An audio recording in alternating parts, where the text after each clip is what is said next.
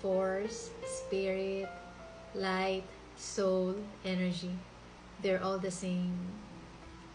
And the key to removing ourselves from suffering is to remember that we are energy. We are not mere human beings, but rather, we are energy presently having a temporary human experience. You have to awaken and remember what you truly are.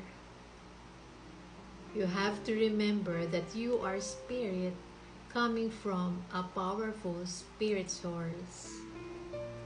I can only gently nudge you to awaken and remember what you truly are. But to believe this, to understand this, you have to validate it yourself. Look for clues, look for signs, ask the heavenly realm for signs. They are everywhere. Why is it important for you to remember that you are energy? To remember that you are energy is to remember that you possess such powers that will enable you to create heaven on earth. You will remember that you possess powers to create an abundant human experience.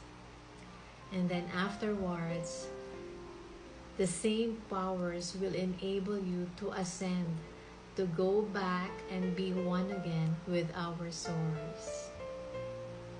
You have to awaken and remember what you truly are. You are energy. Love.